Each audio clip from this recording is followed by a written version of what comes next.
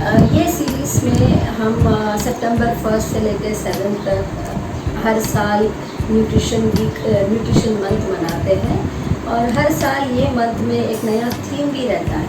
तो इस साल का ये थीम है कि जो छोटे बच्चे होते हैं उनके लिए पौष्टिक आहार और उनका न्यूट्रिशनल स्टेटस जो है उनको इवैल्यूएट करने का और उनको सही तरह का पोषण दिलाने का है।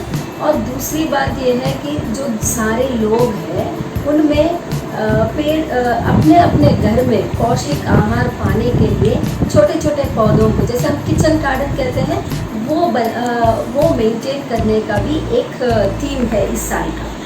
तो ये लॉकडाउन में हम लोग देख रहे हैं कि बहुत सारे लोग अपना जो लाइफस्टाइल है जो बदल गया है। पहले तो हम लोग बहुत बाहर जाना, ऑफिस जाना, बच्चों के साथ खेल कूद करना, पार्क, सिनेमास ये सब जाना, या रेगुलर सोशल गैदरिंग्स, शादियाँ, या नहीं तो दोस्तों से मिलना, बाहर खाना, ये सब अपना रूटीन में था। पर लॉकडाउन के बाद हमारा रूटीन जो है ये पैंडमिक में इतना बदल गया है कि हम बाहर जाने के लिए डर रहे हैं, बाहर का खाना खाने के लिए डर रहे हैं, या नहीं तो किसी से मिलने के लिए भी हम नहीं मिल सकते हैं, आसानी से नहीं मिल सकते हैं। और सोशल डिस्टेंसिंग मेंटेन करना, ये सब अपने रूटीन में एक न्यू नॉर्मल लाइफ जो बोलते हैं वो आ गया है। तो इससे क्या हो रहा है, हम देख रहे हैं कि बहुत सारे लोगों में एक तरह की स्ट्रेस, एक तरह की एंजाइटी बढ़ रहा है। तो ये स्ट्रेस, ये एंजाइटी से क्या होता है, क्यों हम लोग इतना ज़्यादा सोचते हैं, क्योंकि ये स्ट्रेस, ये एंजाइटी किस लिए हो रहा है सब लोगों को। एक तो इतने ज़्यादा इनसिक्योरिटीज़ हो गया है ये कोविड या ये पैंडमिक में कि हमारे फाइनेंशियल इनसिक्योरिटीज़ बढ़ गए हैं, हमारे जॉब इनसिक्योरिटीज़ बढ़ गए हैं। तो इसीलिए बहुत सारा प्लानिंग की ज़रूरत है। तो इससे थोड़ी बहुत स्ट्रेस महसूस करना तो कॉमन चीज़ है, पर ये स्ट्रेस को मैनेज करके हम अपने सेहत को कैसा बना सकते हैं ये हम देखेंगे आज के इस एपिसोड में। ये लॉकडाउन में हम लोग कहीं बाहर नहीं जा पाए हैं, या नहीं तो सही तरह का चीज़ें घर में कभी रहना कभी नहीं रहना, इस वजह से भी हमारे खाने पीने में क्या है थोड़े बदलाव आ गए हैं। कभी कभार अच्छा खाना खा सकते हैं, कभी कभार एक बैलेंस्ड खाना नहीं खा पा रहे हैं, तो इससे भी थोड़ा सा स्ट्रेस या एंजाइटी बढ़ जाता है। और जब हम बहुत ज़्यादा स्ट्रेस्ड हैं, उसमें क्या हो जाता है, हम एक सही खाना नहीं खाते हैं। जैसे कभी कभार थोड़े लोगों को ऐसा हो जाता है कि स्ट्रेस है तो उसमें ज़्यादा चाय पी लेना, ज़्यादा कॉफ़ी पी लेना, या थोड़ी और चीज़ों में इंडल्ज होना, ये सब होते हैं। तो इससे क्या होता है कि जनरली जब ये स्ट्रेस बढ़ता है, अपने बॉडी में जो है जो सेल्स होते हैं, जो कण होते हैं, उसमें नेगेटिविटी बढ़ जाता है और वो हमारे सेहत को नुकसान पहुंचाता है। जैसे सेहत के मतलब थोड़े लोगों को बीपी, आजकल देख रहे हैं कि बहुत छोटे उम्र में लोगों को हाइपरटेंशन हो रहा है, यानी कि बीपी बढ़ रहा है, यानी तो हार्मोनल डिस्टर्बेंस हो रहा है। बच्चों में, लड़कियों में स्पेशली देखते हैं कि हार्मोनल डिस्टर्बेंस ज़्यादा हो जाता है, उससे ओबेसिटी बढ़ रहा है, जैसे वज़न बहुत बढ़ रहा है, और बहुत कम उम्र में शुगर जैसे बीमारियां भी आ गए हैं। और जैसे औरतों में देखते हैं कि वो लोगों को इतने सारे मैनेज करने का रहता है, और जो औरतें काम भी करते हैं, घर में भी रहते हैं, ये लोगों को इतने सारे चीज़ें मैनेज करना पड़ता है कि ये लोगों को भी डायबिटीज़, हाइपरटेंशन और दूसरे बहुत सारे स्ट्रेस रिलेटेड प्रॉब्लम्स या स्लीपलेसनेस, ऐसे बहुत सारे चीज़ें महसूस कर रहे हैं। ये लॉकडाउन में क्या है, हम लोग बहुत ज़्यादा इमोबाइल हो गए हैं, जैसे बहुत रेगुलरली बाहर नहीं जा सकते हैं, और जो होना वो जब चाहे तब लाके नहीं खा सकते हैं या नहीं मिल सकता है कभी कभार। बहुत सारे प्लेसेस में देखा गया है कि बहुत सारे शॉप्स बंद हो गए हैं या नहीं तो मार्केट्स भी बंद हो गए हैं, क्योंकि ये कोविड का जो डर है लोगों में, कभी कभार शॉप्स बंद है या कभी हम भी नहीं बाहर जा पाते। और जिनको इफेक्ट हुआ है कोरोना से वो लोग खुद भी 15-20 दिन तक जब बाहर नहीं जा सकते, सही एक बैलेंस डाइट खाने के लिए बहुत मुश्किल हो जाता है। तो ये सब चीज़ों से क्या हो रहा है, लोगों को एक तरह का स्ट्रेस, एक तरह का एंजाइटी महसूस कर रहे हैं। जैसे स्ट्रेस में क्या होता है, हम क्यों ये स्ट्रेस से थोड़ा सा केयरफुल रहना चाहिए, क्योंकि ये स्ट्रेस से बीमारियां बहुत बढ़ जाता है, बॉडी में जो है अपने नेगेटिविटी बहुत बढ़ जाता है। इससे हार्मोनल डिस्टर्बेंस हो सकता है, हाइपरटेंशन हो सकते हैं, जैसे बीपी बढ़ सकता है, या नहीं तो ओबेसिटी बढ़ता है, वज़न बहुत लोग बढ़ जाते हैं, या जिनको शुगर है उनको शुगर में कंट्रोल नहीं रह सकता है। तो ऐसे चीज़ों से क्या हो जाता है, लोगों को अपना सेहत पे ध्यान देना बहुत ज़रूरी होता है। तो ये एक स्ट्रेस को कैसे मैनेज करना वो जानना बहुत ज़रूरी है। याद आ जाएगा कि ब्रीदिंग एक्सरसाइज करना है, या नहीं तो थोड़ा सा फिजिकल एक्टिविटी, बाहर जाकर हल्का सा वॉक करना है।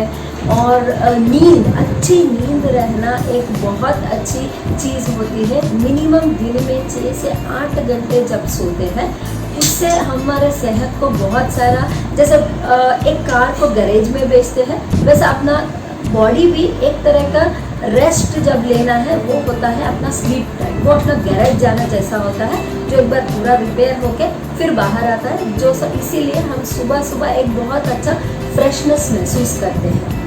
तो ये चीज़ों के साथ साथ एक सही तरह का डाइट, एक हेल्दी बैलेंस्ड डाइट रहना बहुत ज़रूरी होता है, जिससे हम ऐसे नेगेटिव इफेक्ट से बाहर जल्दी आ सकते हैं और अपने सेहत को और थोड़ा बेटर मेंटेन कर सकते हैं। एक स्टडी किया गया है ब्रिटिश न्यूट्रिशन फाउंडेशन में रिसेंटली, ये लॉकडाउन पीरियड में, उसमें बहुत सारे लोग, जैसे ऑलमोस्ट अराउंड 45% ऑफ पीपल बताए हैं कि एंजाइटी या स्ट्रेस की वजह से वो लोग अनहेल्दी खाने को प्रिफर कर रहे हैं। ये हम भी अपने यहाँ देखते हैं, जब भी हम लोग थोड़ा गुस्से में हैं या नहीं तो कोई टेंशन में है, तो पहले हम क्या लेते हैं, एक स्वीट्स खाना पसंद कर देते हैं, या नहीं तो कुछ चॉकलेट्स खा लेते हैं, या कभी कभार कोल्ड ड्रिंक्स जैसे चीज़ें पी लेते हैं, या थोड़े लोगों में ये देखते हैं कि कॉफ़ी बहुत ज़्यादा पीते हैं। तो ये सब चीज़ें क्या करते हैं, इनिशियली तो ये चीज़ें हमको एक तरह का रिलैक्सेशन देता है। 7-8 कप कॉफ़ी पी लेते हैं थोड़े लोग, तो उसमें क्या होता है कि नेगेटिव इम्पैक्ट ऑन परफॉर्मेंस हो जाता है, थोड़ा ओवरऑल वेलबींग कम हो जाता है और मूड बहुत डिस्टर्ब हो जाता है। और थोड़े लोगों में देखा जाता है कि अल्कोहल में इंडल्ज होते हैं, तो ये अल्कोहल जब लेते हैं तो ये भी कैफ़ीन के जैसा, जैसे कॉफ़ी में कैफ़ीन होते हैं, वैसे भी अल्कोहल भी क्या होता है, अपना नींद को बहुत डिस्टर्ब कर देता है और वज़न भी बढ़ाने की चांसेस ज़्यादा होते हैं। तो ये चीज़ों के बदले में अगर हम हाइड्रेशन के ऊपर ज़्यादा इम्पोर्टेंस देंगे, तो हम नींबू पानी, बटर मिल्क, कोकोनट वाटर, ऐसी चीज़ें प्रिफर करेंगे, तो बॉडी को भी थोड़ा सा हाइड्रेशन मिलता है, जिससे बॉडी रिलैक्स हो सकता है। और जैसे शुगरी फूड्स या नहीं तो स्वीट्स जब बहुत खाते हैं, इनिशियली तो बहुत अच्छा आराम मिल जाता है और अपना स्ट्रेस या एंजाइटी भी कम होता है, पर धीरे धीरे ये चीज़ें जो है जब आदत बन जाती है तो वज़न बढ़ना शुरू होता है और डिस्टर्बेंस, और जो लोगों को शुगर है उन लोगों को भी शुगर बढ़ने की चांसेस ज़्यादा होते हैं।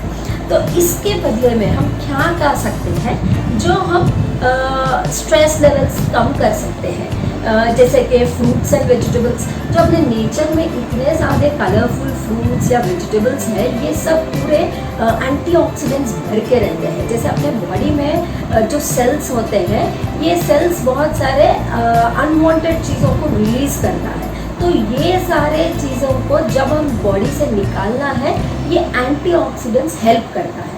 तो इसीलिए दिन भर में 3 से 5 सर्विंग्स तक फ्रूट्स या वेजिटेबल्स जो लोकल और जो सीजनल में मिलते हैं वो प्रिफर कीजिए, बहुत अच्छे होते हैं, जिसमें विटामिन मिनरल कंटेंट भी अच्छा होता है और ये चीज़ों में न्यूट्रिशनल क्वालिटी बहुत अच्छी होती है, जिससे ऑटोमेटिकली देखा गया है कि अपना स्ट्रेस लेवल्स जो है कम हो सकते हैं। जैसे फॉर एग्जांपल बनाना होता है जिसमें पोटेशियम ज़्यादा होता है, और ये बनाना जो है हाइपरटेंशन के लिए भी अच्छी होती है, और अपने सेरोटोनिन लेवल्स जो अपने मूड पे जो अपने मूड को या अपने बॉडी के जो फील गुड हार्मोन्स को बढ़ाता है, इसमें बनाने से बहुत ज़्यादा आता है। तो इसीलिए ऐसे फ्रूट्स को प्रिफर करना बेटर होता है। और जैसे हम लोग होल ग्रेन्स जो बोलते हैं, जैसे राजमा है, छोला है, गेहूं है, स्वीट कॉर्न है या कॉर्न मेज़ है, ये चीज़ें जो होते हैं अपने पास तो बहुत ज़्यादा अवेलेबल भी है और बहुत लोगों को अपने डाइट में इंक्लूड करना भी पसंद है ये चीज़ें। तो इसमें क्या है, ये भी अमाइनो एसिड्स जो होते हैं इसमें ज़्यादा होते हैं। तो ये अमाइनो एसिड्स भी प्रिकर्सर्स होते हैं अपने मूड एलिवेट करने के, हार्मोन्स या एंजाइम्स को बदलने के लिए। तो ये चीज़ों को उसी हिसाब से इस्तेमाल करना है। जैसे ज़्यादा प्रोसेस नहीं करना है, सिंपल उबाल के खा सकते हैं या नहीं तो हल्का सा कोई सब्ज़ी ऐड करके इंक्लूड कर सकते हैं, जिससे क्या होता है ये उसके न्यूट्रिएंट्स जो है रिटेन होते हैं, बोले तो ज़्यादा ख़राब नहीं होते हैं और ज़्यादा बिगड़ते नहीं। तो इसीलिए कम से कम प्रोसेसिंग करके जब हम खाना खाते हैं वो अपने सेहत के लिए बेटर होते हैं। जैसे इंस्टेड ऑफ मैदा या नहीं तो कॉर्नफ्लोर के बदले में हम लोग ओट्स भी इस्तेमाल कर सकते हैं, या नहीं तो गेहूं होल व्हीट भी इस्तेमाल कर सकते हैं। जब जहाँ जहाँ मैदे की ज़रूरत पड़ती है रेगुलर में, हम आटे की इस्तेमाल करके खाना बना सकते हैं। और नट्स एंड सीड्स आजकल हर जगह मार्केट में देखा गया है कि नट्स के ऊपर बहुत ज़्यादा इम्पोर्टेंस दिया जा रहा है। क्यों नट्स को इतना अहमियत हो गया है?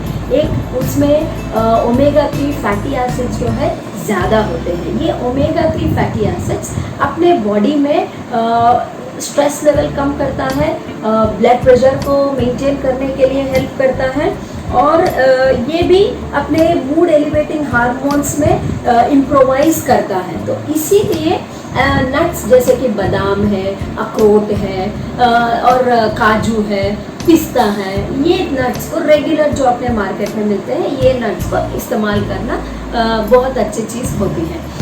और इसके बदले में अगर हम लोग और थोड़े जैसे ब्राज़ील नट्स है, पाइन नट्स है, ऐसे भी नट्स को इस्तेमाल कर सकते हैं। इनमें भी पोटेशियम ज़्यादा होता है, मैग्नीशियम ज़्यादा होता है, और ये पोटेशियम मैग्नीशियम जो है अपने सेल्स को बूस्टअप करता है और हमारे एनर्जी लेवल को भी बढ़ा देता है। और आजकल हम ये भी देख रहे हैं कि एक नया ट्रेंड आ गया है जो गट हेल्थ बोलते हैं या इम्यूनिटी बोल रहे हैं।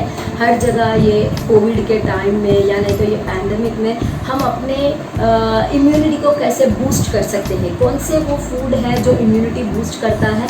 और जब अपनी इम्यूनिटी अच्छी होती है, ये स्ट्रेस और एंजाइटी खुद ब खुद नॉर्मल हो जाता है। हम लोग मेंटेन कर सकते हैं। तो ऐसे जो फूड्स हैं जो इम्यूनिटी बढ़ा सकते हैं, एक तो अभी हमने देखे हैं कि fresh fruits, vegetables, whole grain, nuts and oil seed. इसके बदले में जो हम रूटीन में खाते हैं, जो जैसे प्रीबायोटिक या प्रोबायोटिक फूड जो होते हैं, वो है अपने इडली डोसा, फर्मेंटेड फूड्स जो होते हैं, जो राइस और दाल मिला के बनाते हैं।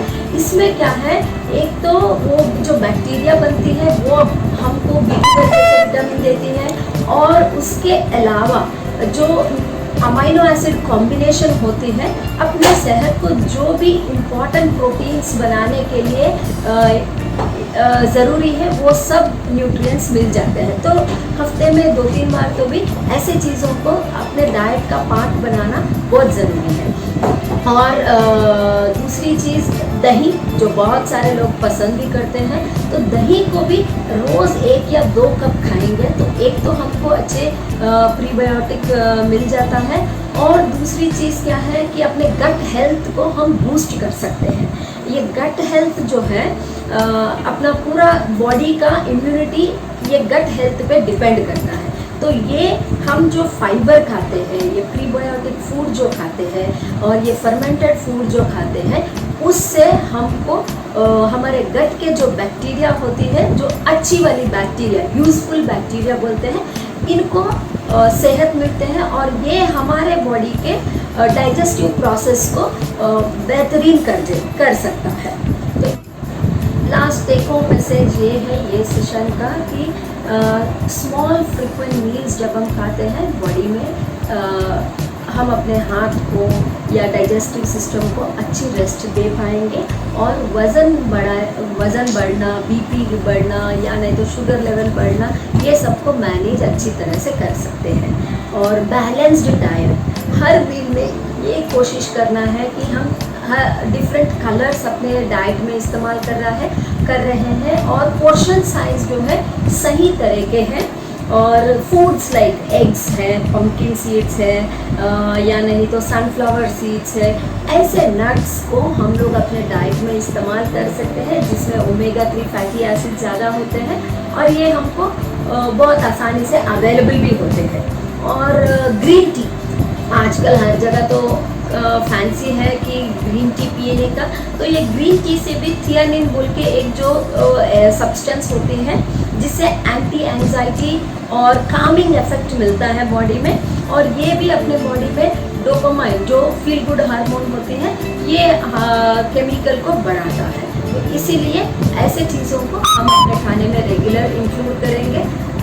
7-8 ग्लास पानी रेगुलर पिएंगे, 6 से 8 घंटे की नींद पूरी करने की कोशिश करेंगे। Thank you.